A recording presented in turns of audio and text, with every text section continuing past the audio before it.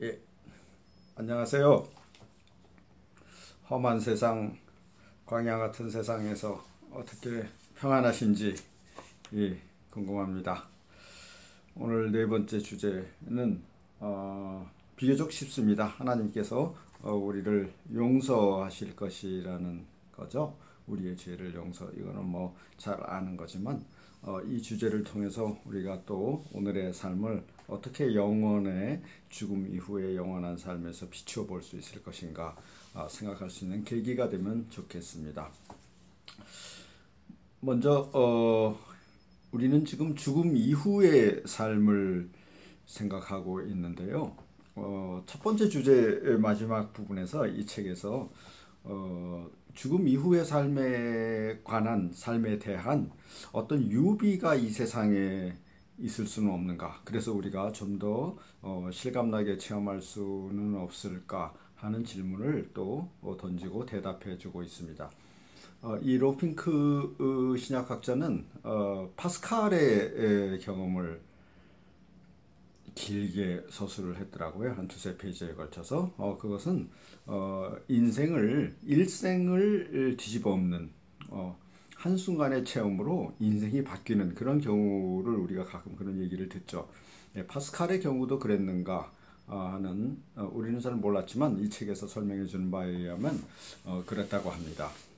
그래서 우리 죽음 이후에 경험하게 될 그 놀라운 사건, 하나님의 빛 속에 서게 될 사건에 대한 유비가 만약 있다면 우리 살아있는 사람들이 겪는 경험 중에서 인생이 한순간에 전부 뒤집어지는, 그러니까 전체의 삶에 영향을 주는 그런 체험, 그것이 죽음 이후에 겪게 될 놀라운 사건에 대한 유비가 될 수 있지 않을까, 이렇게 이 책에서는 설명하고 있는 것 같습니다.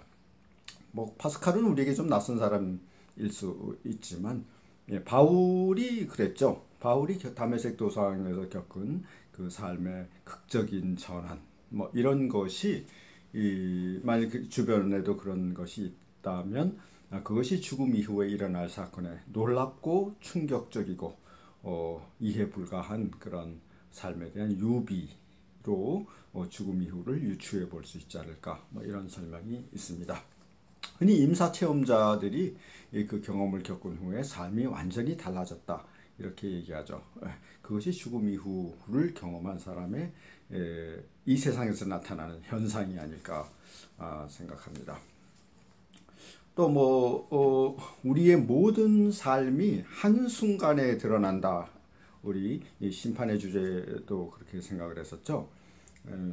그 이야기를 돕기 위해서 뭐 좀 예외적인 상황이지만 낭떠러지나 절벽 같은 데서 이렇게 추락했다가 운이 나쁘게 추락했다가 다시 살아난 사람들의 얘기를 들으면 그 추락하는 짧은 순간 안에 삶의 모든 광경이 자기가 겪었던 어린 시절부터 청년, 장년까지 겪었던 모든 순간이 동시에 나타났다는 그런 진술을 하는 것을 우리가 자주는 아니지만 듣게 됩니다. 우리는 지금 이 흘러가는 시간 속에서 과거, 현재, 미래로 흘러가는 시간 속에서 살고 있지만 하나님 앞에 섰을 때는 영원 안에 있게 되고 영혼의 시간은 이 시간과는 전혀 다른 동시성의 시간인 것 같고, 예, 추정을 하는 거죠. 그래서 과거, 현재, 미래가 동시에 나타난다. 그래서 우리가 일생 동안 행했던 모든 생각과 계획과 또는 행동이 동시에 하나님 앞에 하나님의 거룩한 빛 속에 드러나게 된다. 이렇게 생각해 볼 수 있습니다. 이렇게 나타났을 때 우리가 저질렀던 잘못된 것들이 그 수치스럽고 후회스럽고 없앴으면 하는 그런 순간들이 우리에게 우리 스스로에게 심판이 되어 나타난다는 것이 세 번째 주제였습니다. 그렇다면 이제 어떻게 되는가? 어떻게 되는가? 그것을 이제 생각하는 것이 네 번째 자비와 용서라는 주제입니다. 예, 이 책에서는 이스라엘의 역사로 출발합니다. 뭐 용서해 주시는 하나님에 대한 것이기 때문에 비교적 쉽죠. 예, 빨리빨리 나갈 수 있을 이야기 생각해 볼 수 있을 것 같습니다. 이스라엘이 이 하나님께서 애굽에서 노예 생활을 하던 이스라엘을 하나님이 건져 주시고 그 다음에 광야로 이끄셔서 새 땅으로 인도하겠다 했는데 이스라엘이 행한 행위는 뭐 우상숭배였죠. 그 우상숭배에 대해서 하나님을 향한 신실한 마음은 중단되고 하나님과 맺은 계약은 단번에 파기되었고 우리 인간의 생각으로는 처벌만이 기다리고 있죠. 네, 그러나 이 책에서 그러나 하나님은 이제 그 이스라엘을 새로운 민족을 만드시려는 갱신하려는 분으로 묘사가 됩니다. 이 새 민족의 시조는 물론 모세이지만 그러나 모세가 이 하나님의 분노하시는 진노하시는 하나님의 마음을 되돌린다, 돌이키게 하신다라고 설명합니다. 하나님은 분노하시지만 그러나 분노에 더디이고 진노하시지만 자유와 진실이 충만하신 분이시다. 예, 출애굽 그 이스라엘의 역사를 통해서 어떻게 우리가 죽음 이후에 우리 죄를 용서받을 수 있을 것인가 유추해 볼 수 있다는 것이죠. 뭐 두 번째는 호세아서입니다. 호세아서 뭐 큰 설명은 필요 없죠.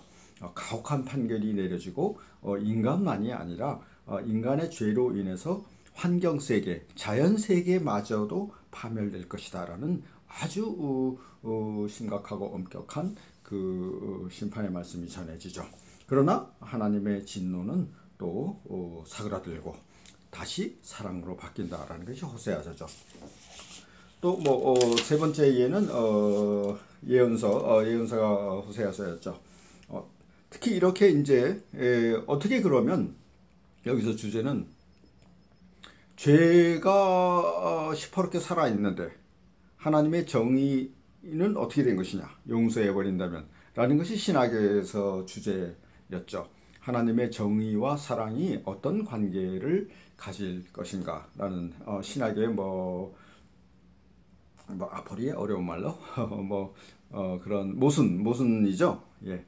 그러나 그것은 인간에게 모순인 것이고 이 책에 의하면 하나님께는 그것이 전혀 문제가 되지 않는다. 하나님의 정의는 온전히 정의이고 하나님의 사랑도 온전히 그 자체로 사랑이다. 100% 정의와 100% 사랑이 우리 인간의 신학자의 눈에는 모순으로 다가오지만 하나님은 그 이상의 차원에서 움직이기 때문에 전혀 문제가 되지 않는다. 다만 그래서 내려지는 하나님의 용서가 우리에게는 이해 불가한 신비로 남게 된다. 이렇게 마감을 하고 있습니다. 하나님이 분노를 멈추시는 것 용서하시고 내가 악인이 죽는 것을 기뻐하겠느냐라는 그 말씀이 정의를 하나님이 죄를 엄격히 다스리시는 그 정의를 약화시키는 것은 아니다라는 점을 이 책에서 가르쳐 주고 있습니다. 이런 구약 배경, 특히 예언서를 배경으로 예수께서도 심판을 설교하시고 예고하시고 그러나 그것을 넘어서는 흘러넘치는 구원에 대해서 말씀하셨다라고 설명할 수 있죠. 잃어버린 아들 탕자의 비유에서 주제는 기다리시는 아버지다라는 점을 이 책에서도 강조하고 계십니다. 하나님의 사랑은 끝이 없지만 그러나 그렇다고 해서 죄가 약화되는 것은 아니다라는 이 내재하는 변증법이 해체되어서는 안 된다라고 설명해 줍니다. 이런 신구약에서 나타난 하나님의 정의와 사랑의 이 내적인 변증법을 우리의 지금 주제인 죽음 이후 우리가 영체를 가지고 영의 몸을 가지고 하나님 앞에 서는 사건에 적용할 수 있을 것인가? 예, 적용할 수 있다라고 생각합니다.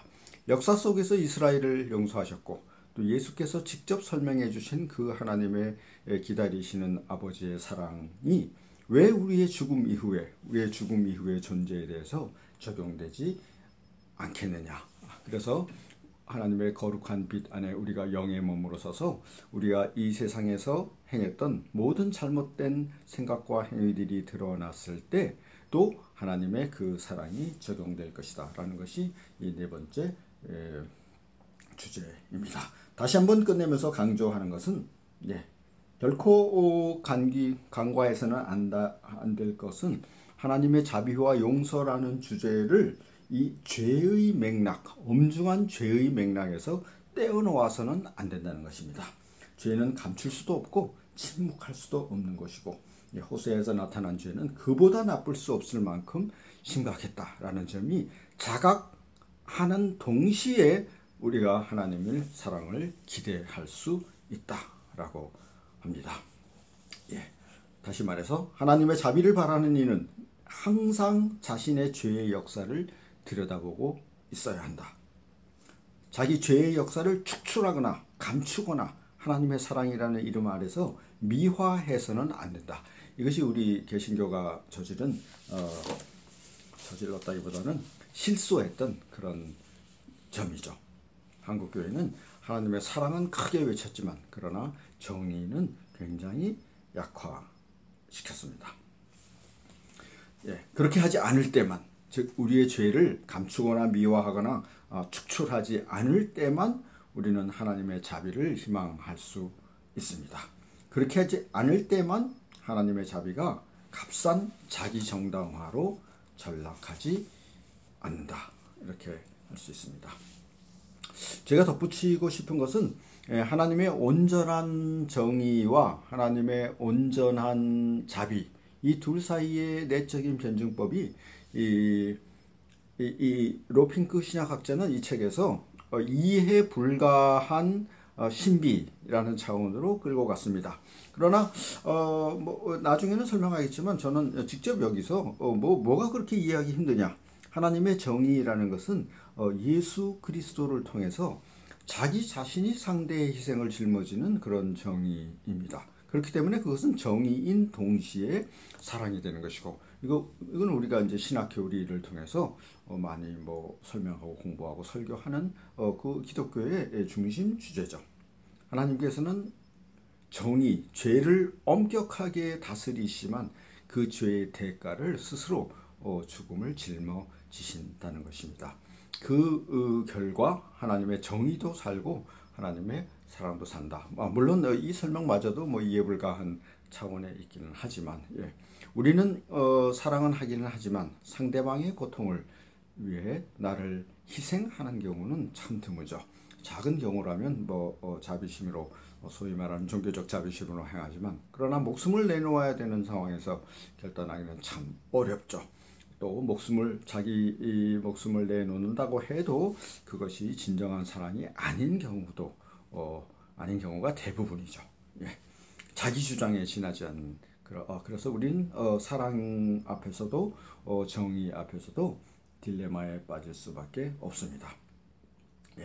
하나님의 사랑은 자기를 희생시켜 모든 사람을, 모든 인생을 구원하시는, 한 사람이 죽어서 많은 사람이 구원을 얻는 것이 하나님의 사랑이라면 지금 벌어지는 어떤 전쟁, 세계 경제, 패권 다툼은 많은 사람을 죽여서 자신의 권력, 자신의 권한, 지배력을 확장시켜 가려는, 모두를 희생시켜서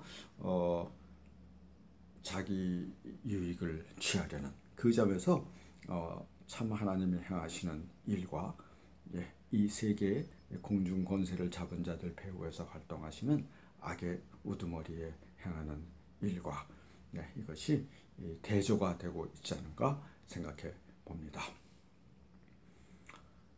전쟁이 얼마나 갈지 그 죽은 사람들 명복을 빌며 그 영혼을 하나님이 받아주시기를 우리가 기도해야 되겠죠. 그뿐만이 아닙니다. 지금 당장 우리 발등에 떨어진 불도 20, 30대 고독사가 늘어나고 있다고 하고 자살률이 세계 1등인 것은 오래된 이야기죠. 이런 우리의 심각한 상황 안에서 죽음의 문제를 교회가 선포하지 않는다면 이것도 직무유기가 되지 않을까요? 선포한다고 또 하나님께서 모든 일을 바로잡아 주시기를 원하지만 안타까운 마음에서 제 주변에서 제 얘기를 들어주시는 몇 분에게 일하러 가기 전에 전해드렸습니다.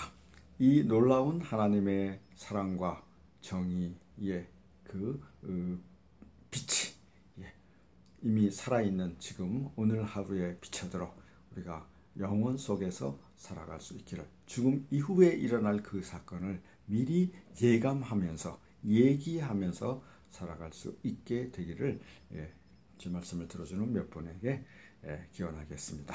감사합니다.